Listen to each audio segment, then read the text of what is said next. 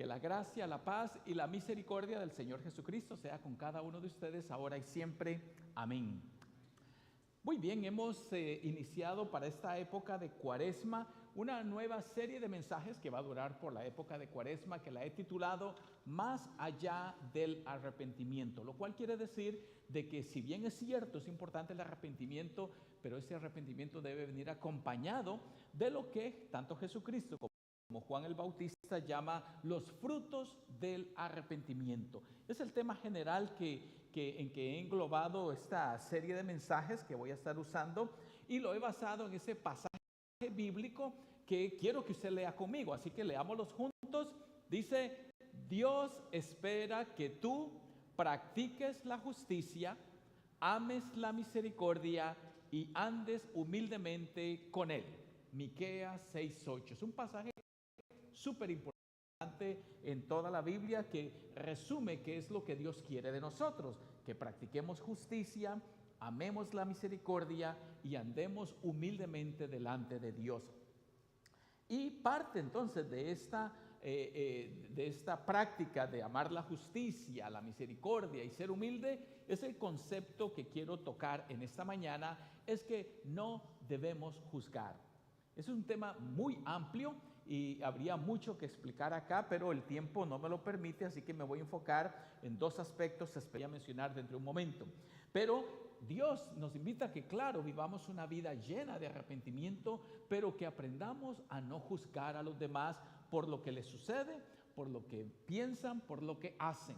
Porque muchas veces somos nosotros quienes más deberíamos ser juzgados con las mismas palabras que nosotros juzgamos a los demás.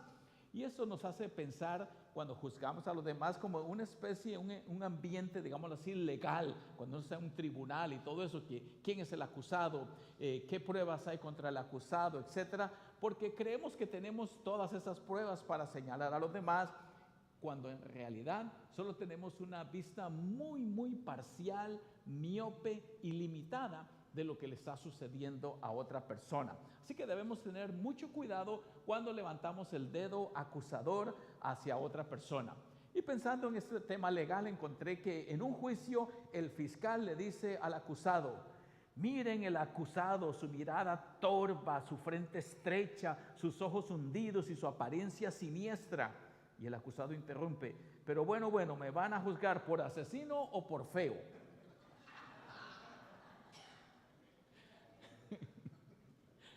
Ese otro dice, vamos a ver, aquí estoy. En un juicio público, el juez advierte a la sala: silencio, les advierto que como vuelva a oír un abajo el juez, les echo a la calle. Abajo el juez, se oye de nuevo, y el juez exclama: la advertencia no le incluye a usted, señor acusado. Muy inteligente, ¿verdad? El tipo, ¿verdad? Que lo manden a la calle, creo yo. Otro que no tiene que ver con juicios, dice: entra un matrimonio en un restaurante y cuando se sientan le dice la mujer: ¿te has dado cuenta del borracho que había en la barra del bar? Es mi exnovio que no ha parado de beber desde que nos separamos. Y dice él: no me extraña, todavía lo estará celebrando. Muy bien, no juzgar. Ese es el tema que quiero tocar. Y bueno, pasando de lo gracioso a lo más serio, encontré unas frases célebres que creo que nos pueden ayudar a enfocar nuestro pensamiento en algo más positivo. No juzgues al caído, mejor ayúdale a levantarse, porque mañana el que esté en el suelo puede ser tú. Una verdad muy grande, ¿no es cierto? Las personas son veloces para juzgar a los demás, pero lentas para corregirse a sí mismas. Cada uno de nosotros juzgamos a los demás sin darnos cuenta que tal vez nosotros somos los que estamos fallando. Es mucho más difícil juzgarse a sí mismo que juzgar a los demás. Verdades profundas. Y ese otro: juzgar a una persona no define quién es ella, define quién eres tú. Ahora, todo esto viene porque en un momento u otro nos vamos a ver envueltos en situaciones difíciles, desastres, adversidades, problemas, y ahí viene cuando alguien puede juzgarnos de la manera que reaccionamos. una verdad que quiero establecer es que todos nosotros vamos a enfrentar algún tipo de adversidad, tragedia, desastre o infortunio en algún momento. Esa es la pura realidad. Y el Evangelio nos habla precisamente de esto, y lo que nos advierte el Evangelio es que no juzguemos a los que experimentan la situación, sino que la veamos desde la perspectiva de Dios y nos autoevaluemos. Porque es fácil señalar al que está pasando un gran problema, decirle, bueno, eso fue porque no lo planeaste, o porque no pusiste atención, o porque no estudiaste suficiente, etc. Los infortunios van a venir, van a llegar, los desastres, las calamidades y la adversidad. Y noten cómo comienza el Evangelio que fue leído hace un momento. En ese momento estaban allí algunos que le contaron a Jesús el caso de los galileos cuya sangre Pilato había mezclado con los sacrificios que ellos ofrecían. Noten qué terrible, eso definitivamente es una tragedia. Esas personas galileos, ya les he explicado que Galilea está completamente en el norte, de ahí venía Jesús, norte de Israel, y habían casi 120, 180 millas para llegar a Jerusalén. Jesucristo se encuentra en Jerusalén porque ahí va a ser crucificado, y la gente iba a Jerusalén, que era la capital de Israel, porque ahí estaba el templo donde se ofrecían el culto de adoración, los sacrificios, etcétera. Y entonces esos galileos habían venido 180 millas hacia el sur para ofrecer su sacrificio, adoración, etcétera. Y dice que el sanguinario Pilato hizo lo que dice acá. Dice que mezcló la sangre de los galileos con la de los sacrificios. Noten qué cosa más horrible. Esto se llama terror estatal, porque es el Estado, el gobernador, quien está infligiendo este sufrimiento. Ahora viene la pregunta, ¿cómo interpretamos este infortunio? ¿Cómo le damos un sentido, un significado? Todos vivimos algún tipo de tragedia, o ya sea nuestra o de alguien cercano, alguien que tiene un accidente, alguien que se da con el martillo, alguien que sin querer se corta en la cocina, etcétera. Todos vamos a enfrentar algún tipo de infortunio y nosotros decimos, oh, mala suerte, qué mala suerte tuvo. O también a veces tenemos la mala tendencia de juzgar y decir, eso le pasa porque probablemente tiene algún pecado escondido que no ha confesado. ¿No es cierto? Nosotros tenemos esa tendencia. Yo recuerdo desde que era pequeño en el ambiente donde yo me movía, y aún como adulto todavía lo escucho en los labios de muchos de mis feligreses, de que interpretan la situación diciendo, esa es la voluntad de Dios. Esa es la voluntad de Dios. Y tenemos como eso se llama en el ambiente sociológico, pongámoslo así, se llama fatalismo. Fatalismo es aquel que dice, bueno, tenía que ser así. Hay guerra en Ucrania, bueno, ¿qué vamos a hacer? Es la voluntad de Dios. Tuvo accidente en el automóvil, esa era la voluntad de Dios. O pasa una enfermedad, es la voluntad de Dios. Mis hermanos, no es así. Dios no es tan cruel. Él no es malo para esperar. Aquí en ese momento le voy a cruzar un carro a esa persona que viene meditando en el mensaje que escuchó del pastor Adolfo para que tenga un grave accidente y le voy a poner a prueba. Dios no es así. Esos infortunios, óiganme bien, no son la voluntad de Dios. Debemos liberarnos de, ¿cuál es la palabra que les estoy enseñando? El fatalismo. Fatalismo. Debemos liberarnos de ese fatalismo porque esto no era la voluntad de Dios. Lo que hizo Poncio Pilatos no era de ninguna manera la voluntad de Dios. Y entonces no podemos atribuirlo a que eso era fatálicamente entonces la voluntad de Dios. No, señores. Tenemos esa tendencia de querer interpretar o atribuirlo a la buena o mala suerte. Y me encontré una historia interesante que es una especie de ilustración, se las voy a leer, es como un minuto de lectura. Dice: érase una vez un granjero anciano cuya mayor posesión en la vida era un caballo con el que labraba la tierra.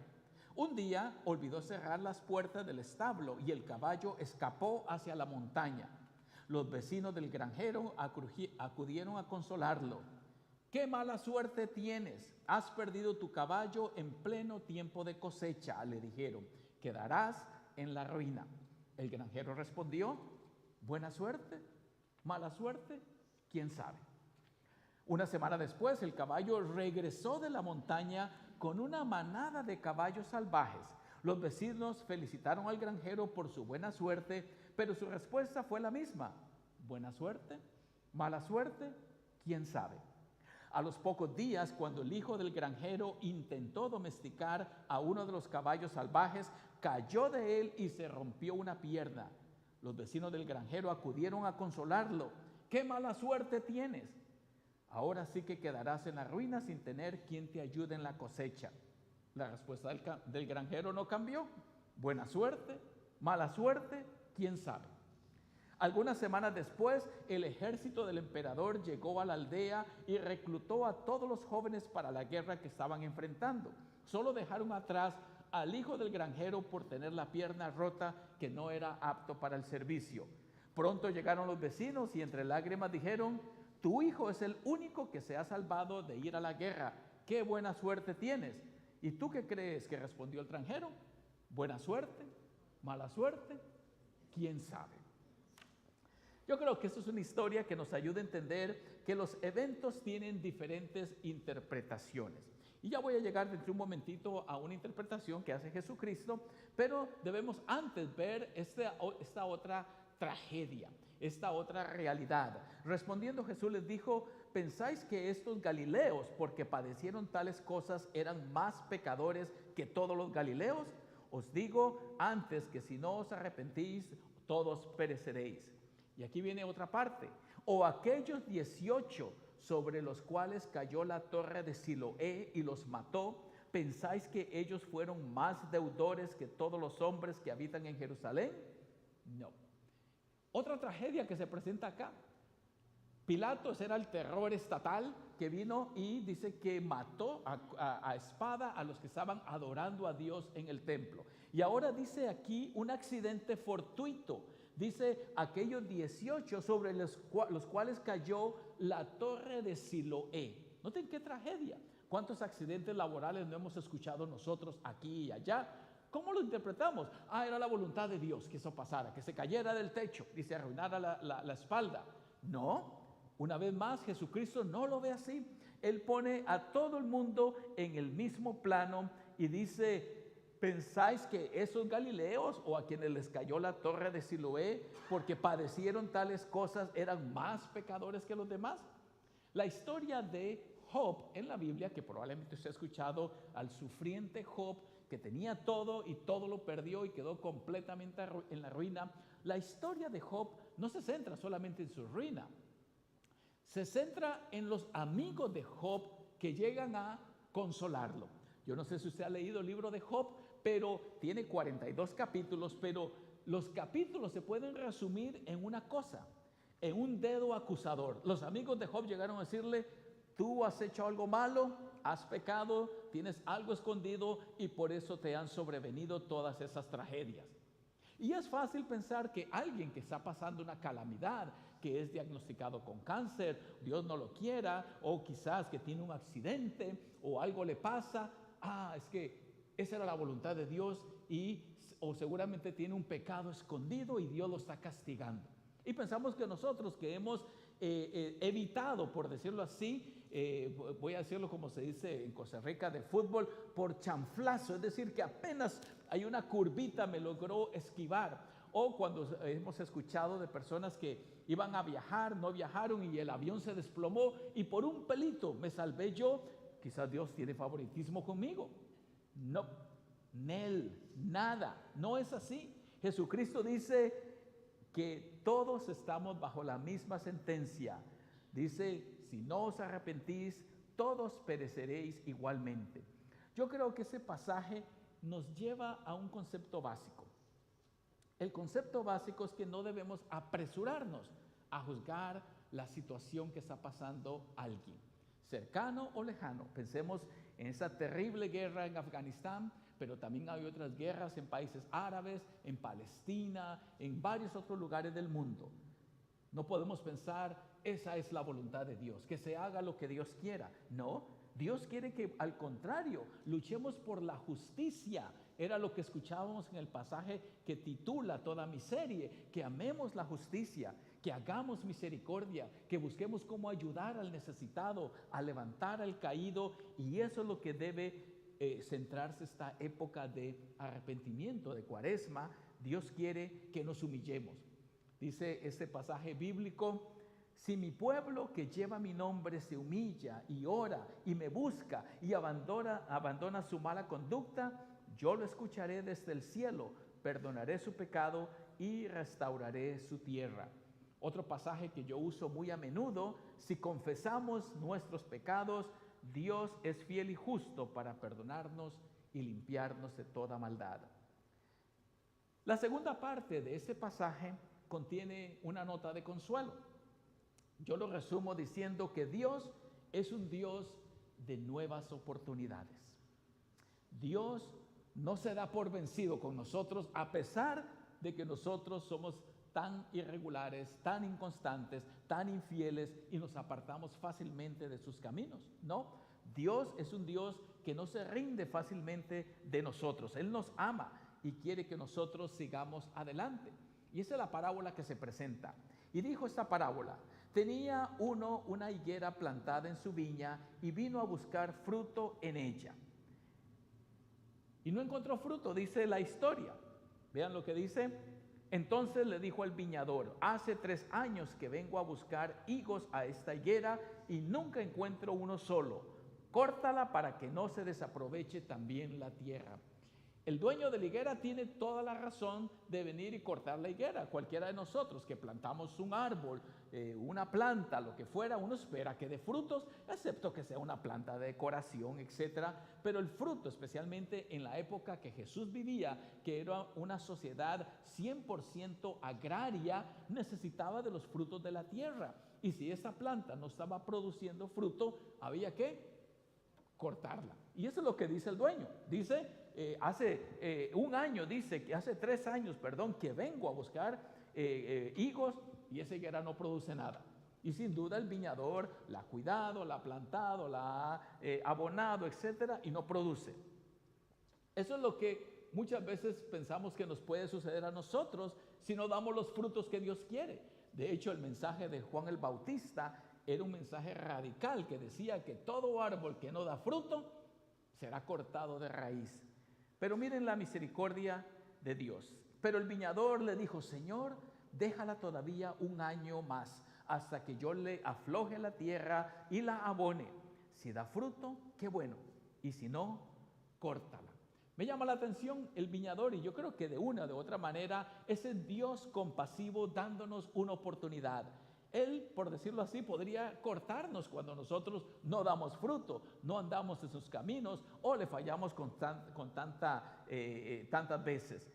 Pero el viñador, que en este caso se presenta como Dios, dice claramente: déjala todavía un poco de tiempo. Dios es misericordioso. Cuando pensamos en las tragedias que acabamos de mencionar, a los galileos que fueron acribillados en el templo y la torre de Siloé que cayó sobre esas personas, pensamos que no tuvieron tiempo. Y Jesucristo lo que dice es: estén preparados. Dios es misericordioso, no juzguen las situaciones, dependan de mi gracia y mi misericordia, porque esa es abundante. Dios, mis hermanos, quiere que vayamos más allá de solamente decir yo me arrepiento, lo cual hacemos cada domingo que venimos aquí y espero yo que durante la semana. Pero de hecho Dios quiere que vivamos una vida llena de arrepentimiento. Y cuando nos autoevaluamos y consideramos también nuestra condición, es que podemos empezar a sentir esa compasión por los demás, que también son personas limitadas como usted y como yo. Y por eso el llamamiento de ir más allá del arrepentimiento es: no juzguemos las situaciones y dejémoslo todo en la gracia y la misericordia de Dios, quien se encargará de toda situación. Y ahora que la paz de Dios, que sobrepasa todo entendimiento, guarde sus corazones y mentes en Cristo Jesús, Señor nuestro. Amén. Puestos de pie, vamos a continuar con el cántico Maravillosa Gracia.